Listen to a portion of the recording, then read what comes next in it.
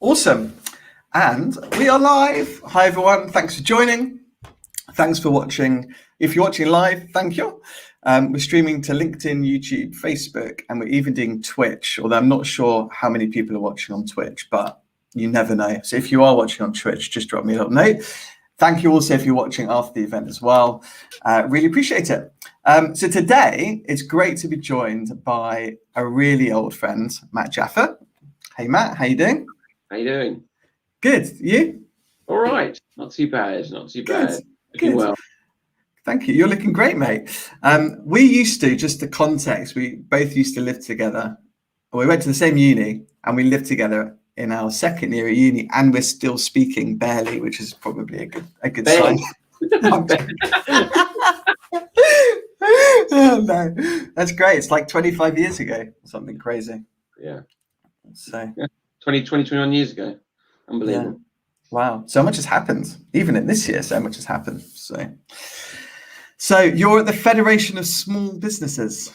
I am. I've been here now coming up to 15 years working in the FSB, so supporting small businesses and self-employed. And yeah, this has been, one really the most challenging year for our members. So it's not to talk about, but it's even incredible. Do you think more than the financial crisis? Oh, definitely. I mean, that was in a way, it was kind of there was kind of steps because it happened before and businesses had gone through it in the 90s and stuff like that. I think there was kind of a precedent, but this is just unprecedented.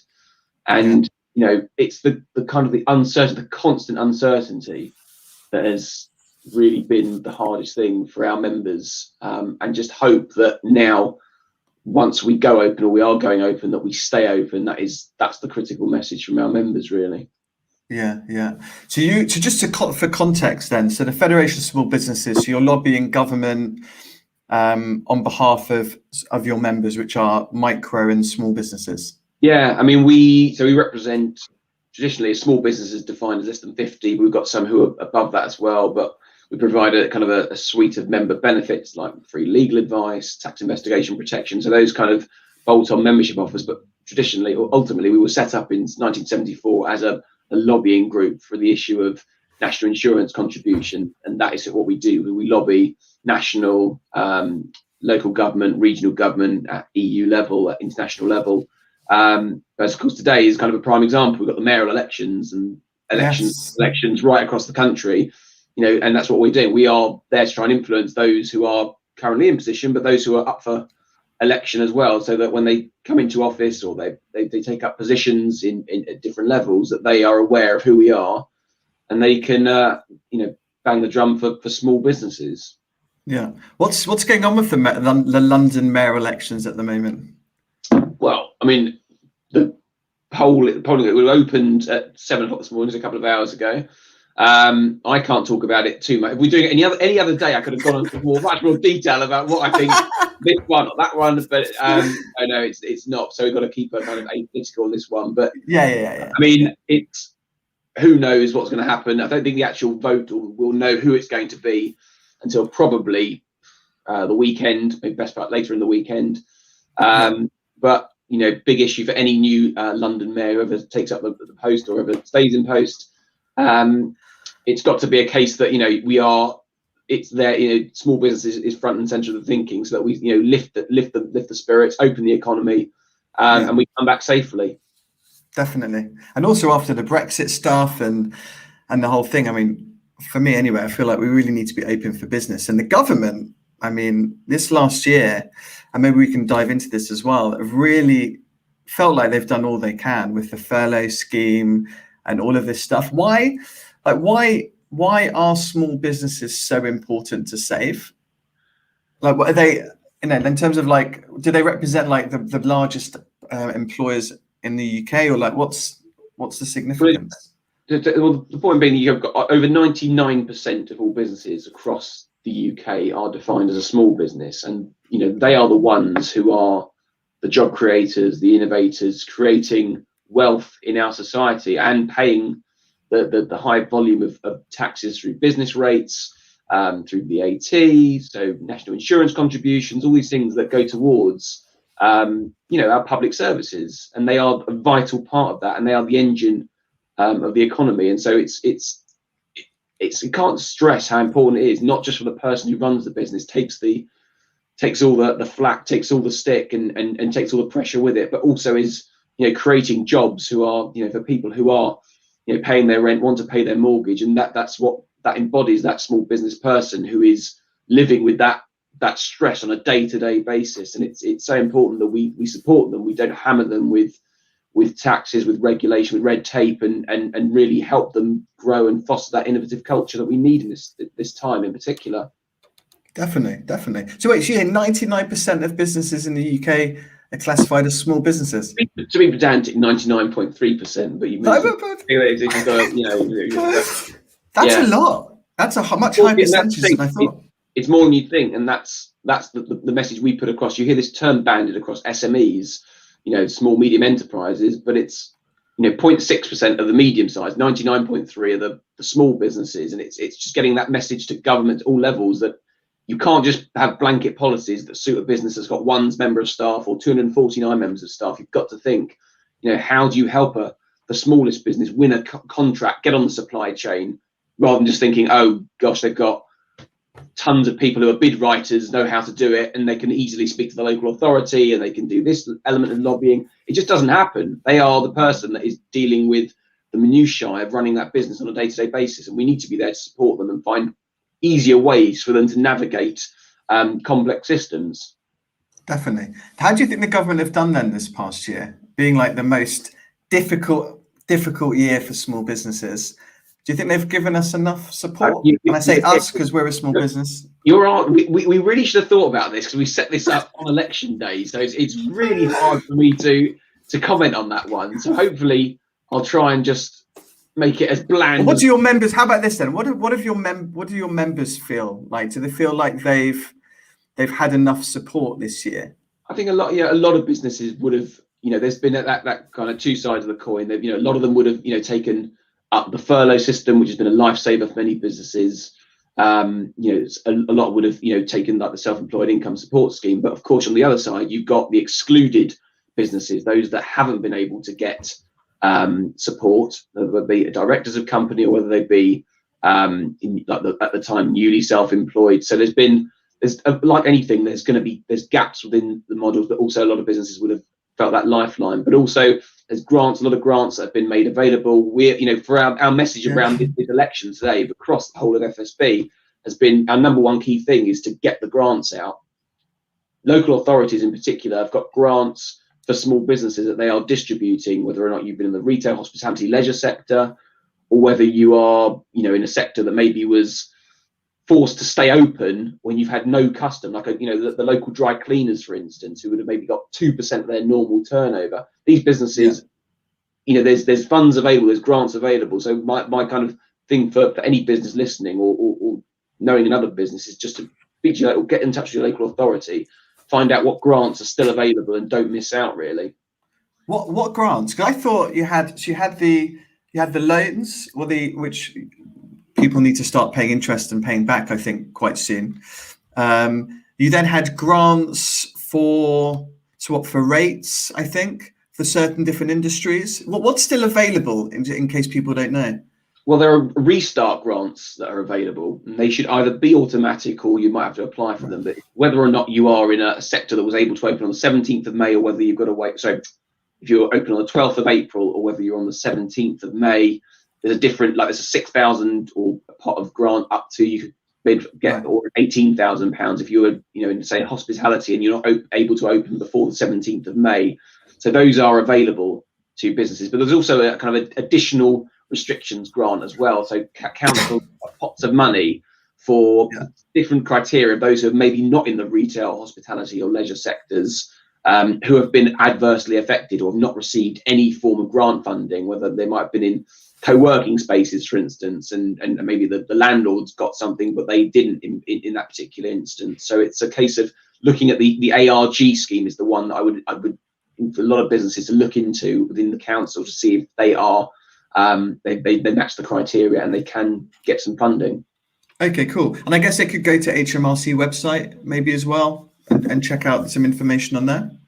There will be an HMRC website, but I think the main thing is to go on your council website. That's the main area. Your council will have every different stream of business support that's available. And I think that's the area that businesses need to go to, and it will show them criteria they have. But also things like the London Business Hub, for instance. There's information on there regarding grants that maybe a more regional level around like peer-to-peer lending or other elements of support and funding available that is available. So it's important to do some research and look at these council regional websites as well.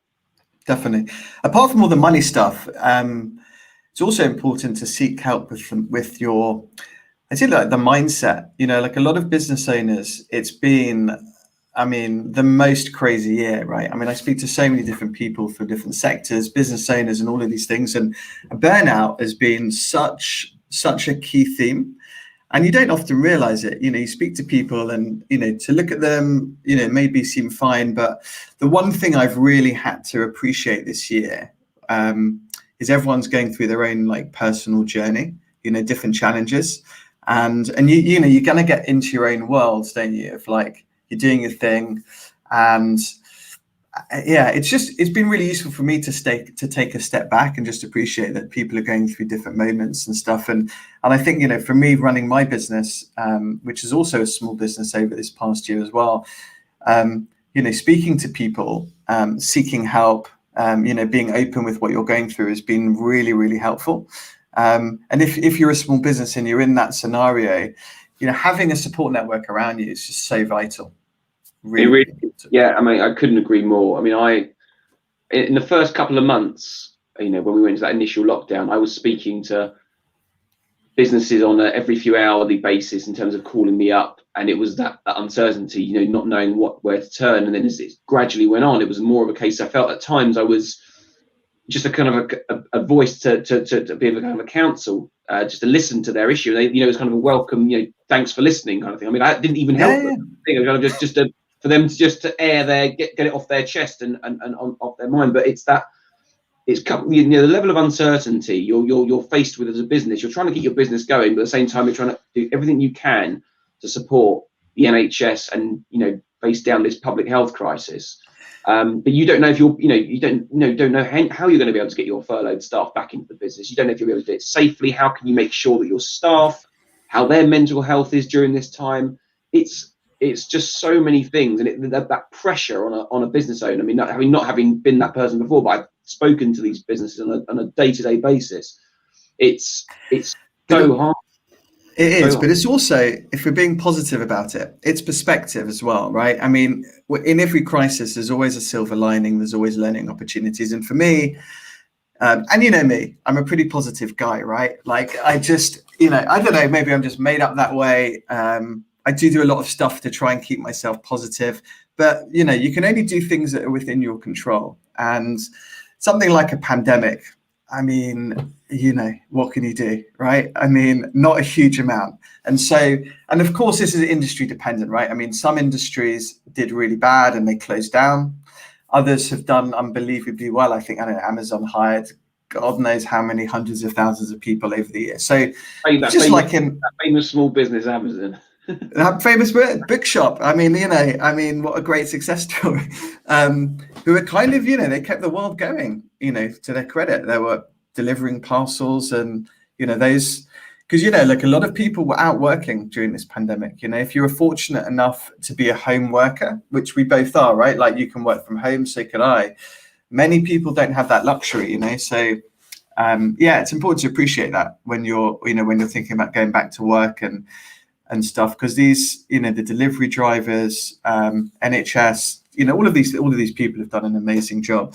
But I think it's, you know, it's important to do stuff that you can control, right? And so a lot of people were reactive, you know, like the pandemic happens, lockdown, your business is stopped, and you're just reacting. You're looking for grants, you're looking for loans, you're looking to cut costs, standard, right? Like everyone went through that period. And then you hear these words, right? Hustle, hustle, hustle. I mean, if there was ever a time to hustle, 2020 was the time to hustle, right? Pivot, A lot of people are thinking about pivoting their business. And so now it feels like we're in the spot now where it's about being proactive. It's like, okay, it's been a bad scenario, but what can you do? What are the things that you can put in place to get yourself back on track, to start growing, to start hiring, and those kinds of things? And it's the moment to do that now. It is, and it also needs governments of all persuasion to recognise what you just said. It's a lot of, for instance, a prime example is the supply chain businesses who want to bid for a contract. They want to win. It could be in your sector, it could be in the construction sector, it could be anywhere, but yet they are put off because there's too many barriers in the way. It's too complex to navigate the systems. So making it easier for businesses to do business and get out of the way of making the kind of the barriers to growing are going to be key. And there's lots of opportunities. I mean, business, for instance, whilst there's always going to be people who are against Brexit and those are for Brexit, but we are where we are now, and it's how a case of, if you're looking to export, how can you go and get onto the Department for International Trade website? Find there's resources and support available there. Maybe even there's like elements of funding as well. If you're looking to export for the first time, you need support in particular areas, new markets. There's doing that element of learning or an area that you might not have experienced before could be a new way of getting onto different markets. So I think it's an element, as you mentioned, of that kind of proactivity that's going to be working business's favour. Definitely, because if you're in that mindset now of like, right, I want to, I've survived, or I've gone through this whole thing, and now let's crack on, then you're right. There is this finance available. There's like government that can help. Also, getting paid on time, I think, is quite a big one as well. I mean, if government can put these structures in place, which maybe gives people a little bit of comfort that, okay, if I want to expand, if I want to go international, if I want to do these things, I'm able to borrow money to do it. I've got the support of government. We need to be open for business now. And I completely agree. But also, as you mentioned, the issue of late payments. This is the one that particularly our chair, Mike Cherry, it's his number one issue that he will continue to push on: the need for big business in particular, and local authorities and central government as well, but mainly big businesses, to pay their bills on time. That tens of billions of pounds are outstanding, and that's money that's needed to pay your staff. It's needed to invest in a new piece of innovation or machinery in the business. It's there, and it's whilst they're waiting, you're talking 60, 90, 120 days and more of tens of thousands of pounds ratcheting up in the business. You're not being paid. All of a sudden, you've got a debt crisis in the business, and that's what needs to be recognised. And also, as a small business, what you're going to say to your large supplier, pay up now, or I take my business away. And that's the problem. And a large business will simply lean on them and just, and that's what we need to change this and make sure we have a full operating supply chain, and large and small work much, much closer together. And there's kind of an inherent understanding rather than this bullying that goes on in certain instances. 100%. The way people have behaved this year, good or bad, people will remember, and I mean, if I think about my experience, many of my clients have been amazing. Like a lot have paid quicker than they did before. And typically my clients are big listed companies or private equity backed and whatever. But there's always some where they're like, hey, we're going through a tough time and we're not paying until, and so they extended it. There was one or two customers where they're like, I'm really sorry, we're going to have to extend the payment terms by a month or two or whatever. And then, I mean, your only answer is like, okay, cool. I mean, can you pay us when you can? But, I think we're lucky because mostly, the companies pay well, but there's many people I speak to where also the chain as well. Like if you're, there's quite a lot of, I know quite a few factory owners. I used to work in manufacturing, as you know, and I was speaking to the guy, I still speak to the guy that owns some of them. And he said, he was making clothes, supplying to people. Those firms went under. He then wasn't getting the money. He could, there's a real quite intricacy sometimes with these things.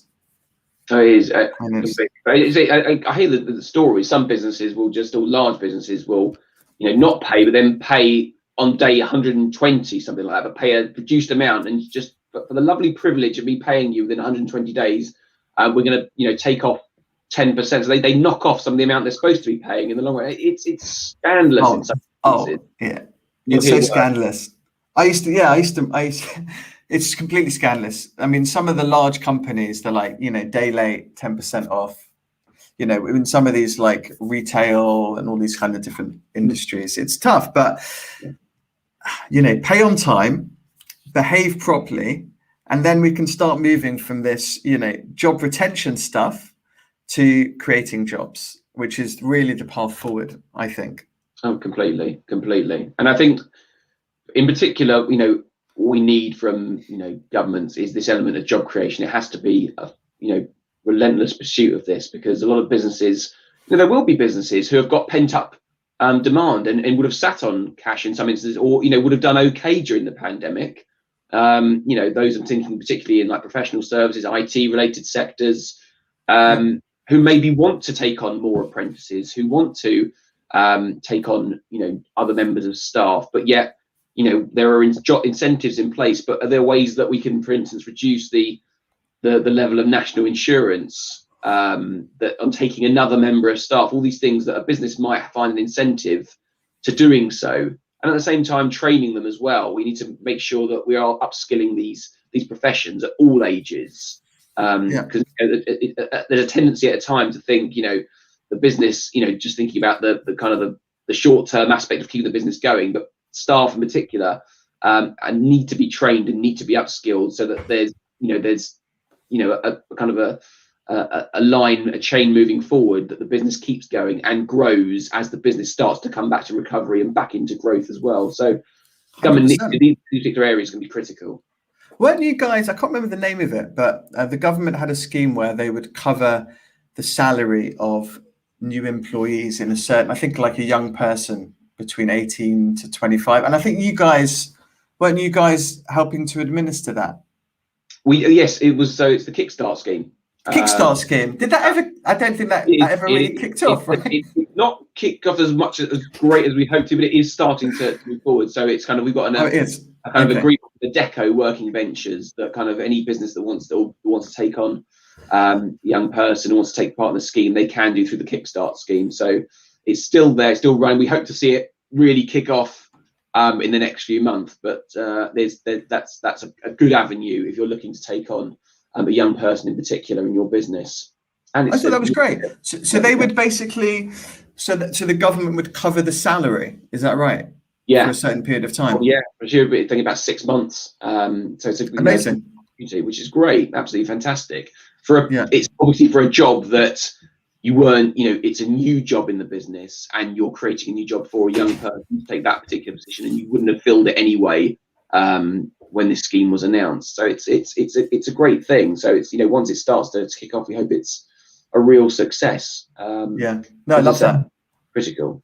It's critical. How have your members felt about the furlough scheme, and in terms of it was coming to an end, and then it was extended, then it's extended again? Are people now comfortable with it winding down, or are some firms so tied in and dependent on it now? I think at the time, particularly back end of last year, there was real uncertainty, because it felt like there was this cliff edge approach to it. It was going to be cut off completely, and then the government kind of backtracked and has done that kind of tapering system whereby as we go along through to September, we'll see it start to be pegged back. But I think that's fine, and I think small businesses understand that, but with the kind of overarching message that, as I say, we open safely, and we stay open safely. And there's, businesses, particularly those in like kind of the hospitality, events industries, tourism related industries have suffered so badly over the last 12 to 14 months that we just need that element of certainty moving forward. And we don't have that, a thought process that we're going to go back into the dark days that we were in last spring and during the winter period as well. True.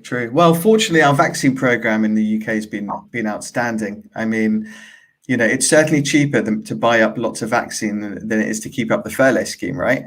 Yes. I mean, but anyway, I think it's that's given a lot of businesses a lot of confidence, that element that there is a kind of a light at the end of the tunnel with the vaccination program that's gone down so well. And many businesses have played their part in terms of making sure that they've got lateral flow tests in the business, so they make sure that if people have to come and work from the office or the construction site or the factory, that they can do so safely, and that they're being safe amongst other members of staff in the business as well. But it's a challenge. That is a challenge in itself that's moving forward, and we'll see what happens, particularly around announcements regarding social distancing in business moving forward, which will be an interesting one.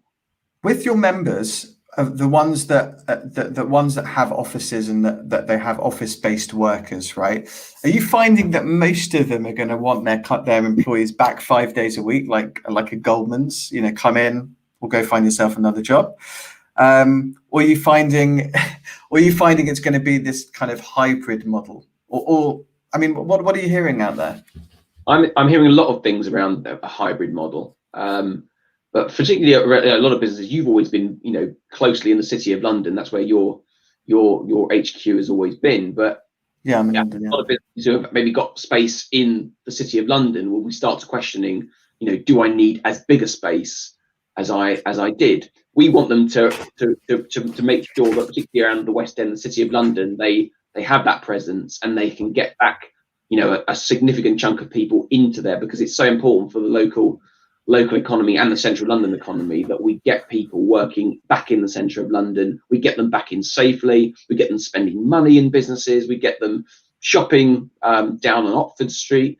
Just so there's a kind of there's that create that environment whereby small businesses can thrive, and we don't just think about going down the Paris route where we have a kind of a donut effect whereby we have a residential bang in the centre and everyone else disperses outside. We need to have the best of both worlds. It's interesting that, because I was reading an FT article about it, and the way that the UK is structured in most cities is that that's where you go work, and this is where you live, right? And so where we both live, it's residential, right? Like you're working at home. I mean, there isn't like a super cool coffee shop or a sandwich shop that you can just pop out to and grab you got your local high street and stuff, but it's not like working in town, right? Where you're in Soho or in the City of London, and there's like loads of cool sandwich shops pre-pandemic, all really buzzy. It feels like, for me, it's going to morph a little bit, because I think a lot of people have enjoyed, and this is a real variation, actually, I'll speak about this in a sec, but I think a lot of people will work from home more. Or do a hybrid, and I think maybe you'll find like these sandwich shops and coffee shops and other infrastructure pop up, not just in the West End and like City and so forth. I think it will. I don't know whether you call it a donut effect. I'm not quite sure what the definition of it is, but I think it's going to be a little bit more of a blend. It feels like it's going to be very important, particularly this mayoral election as well, what the messaging is from them and the government, that well, as I say, when we go open, we stay open, we come back safely, but getting people back safely, and them having the confidence to come back and use the public transport system to go into the city. We have to start at some point changing the message. And whilst we are still, there's restrictions in place, you have to start turning the dial that it's safe to return back to your city centres. And I think that's going to be the hardest thing, because people have been living in a lot of fear, particularly employees in businesses. And it's making sure that there's going to be conversations between employees and employers. Some employees are going to think, I've been working from home, I've been working productively, I don't feel confident or that's safe at the moment, because the messaging is still there. We need to start helping those businesses, and because there's going to be a lot of awkward conversations. Have no doubt about that. I completely agree. I mean, I'm in the city right now. I actually went for a walk through the West End yesterday. It's like it's dead. Like, it's super quiet. All those like really cool family-owned sandwich shops, classic in the City of London. If you've ever been there, for people watching, it's just man and his son or daughter just grinding out the sandwiches, super busy, queues like round the block. That's what it was like. And then that right now, it's like people are talking about converting offices into flats now, I think. And so I love the buzz of a city, and I really hope it does get back. And from the people that I speak to, I'm speaking to, obviously I'm a headhunter, I'm speaking to people, workers all day, every day. And privately, most people, a lot of people privately admit that they are not as productive at home. It's not the work from home thing that people were campaigning for pre-pandemic. And a lot of people want to go back. A lot of people I speak to at the school gate, through the work I do, are craving, like social interaction. And I think that the fear you talk about, so much of it's from these WhatsApp groups we're on, right? Or social media. You're on, probably the same ones you're on. But no, in all seriousness, back in, say back in the day, but back mid of last year where everyone was locked down, right? And let's say, and you're an office-based worker, and your world is, your house or flat, if you have a family or if you're on your own. I mean, obviously there's a big variation in that as well. But you're getting your info from social media, right? Who you're surrounding yourself with. If the people that you're surrounding yourself with are anxious about it, and a lot of people are sending around these different stats and the whole thing, it's very easy to go down this rabbit hole. And now we're re-emerging.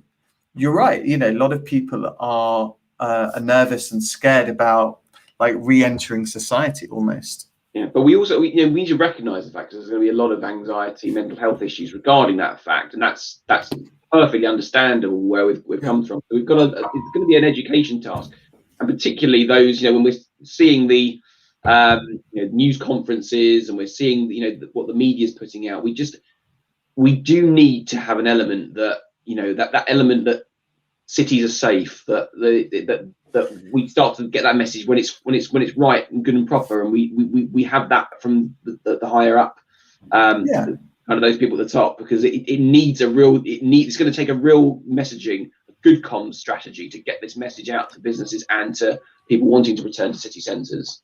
100%, because the comms has been, I mean, obviously this is completely debatable, right? But generally, people have listened to the communications of the government over this past year. Like, most people have respected what's been asked of them. People have been wearing masks. I've been going on the tube a lot. Everyone wears their masks. Pretty much everyone's respectful of people's distance and things like that.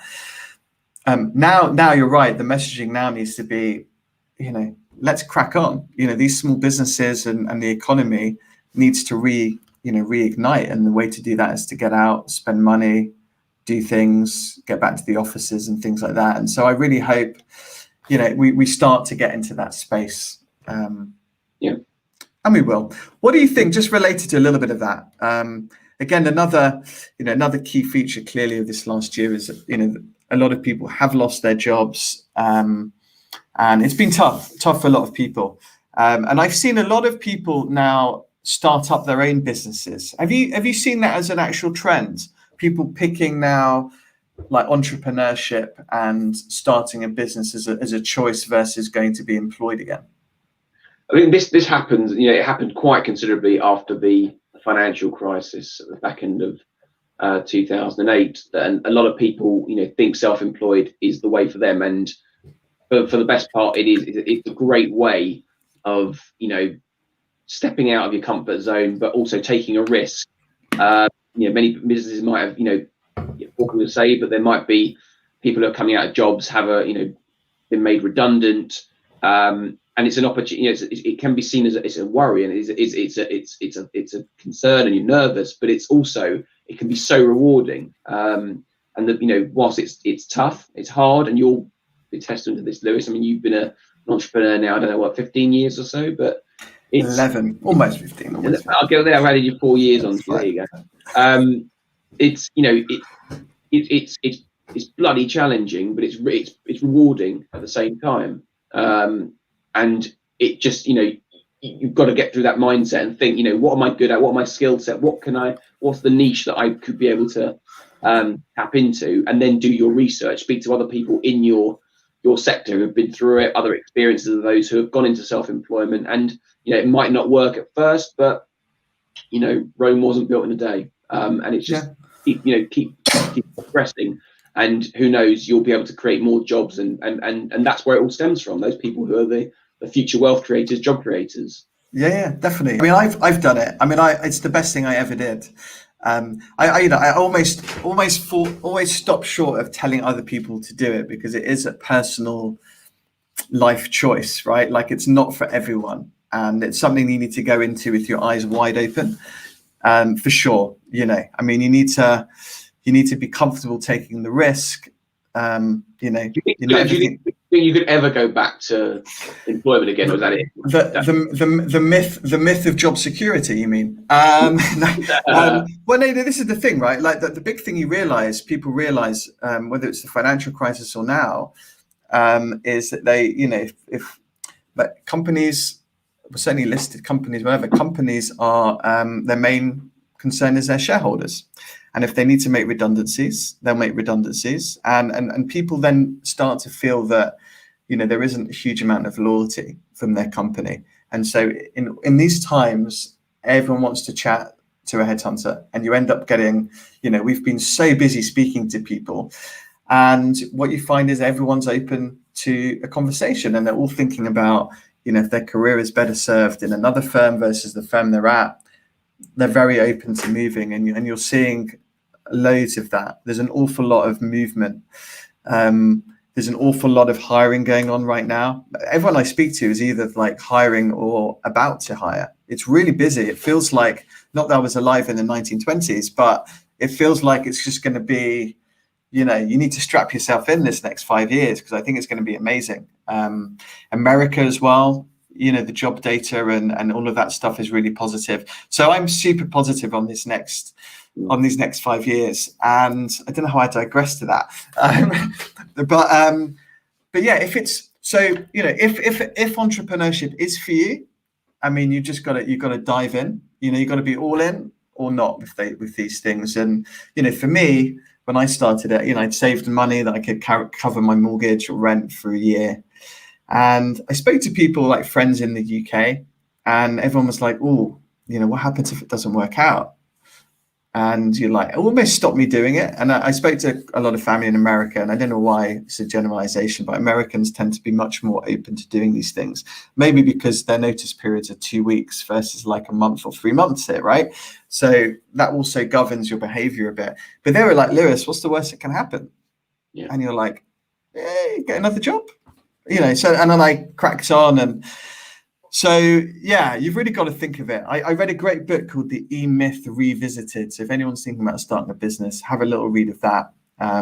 It was recommended to me by a guy called Tim Hammett, who was my business coach. It was really good. And you just go through it. And then you just, at some point, you've got to dive in. And, you don't have to have a new idea. It doesn't have to be super innovative. But yeah, you think through it, and it's a great life with all the challenges that go with it. But I would recommend it highly. Yeah. Well said. So, very well it's great. Cool, Matt. Thank you for joining. That was a great chat. Thank you very much. Great to speak to you, Lou. And you. And if any small business owner wants to join the Federation of Small Businesses, then DM Matt on LinkedIn, or any other social media platform that you're on. You're on Twitter quite a lot, aren't you? I'm on Twitter, but mainly LinkedIn I use. So, but anyway, www.fsb.org.uk/join. Awesome. Done. And I need to join too. So there you go. I will do that. Cool. Cheers, Have a good one. See ya. Bye.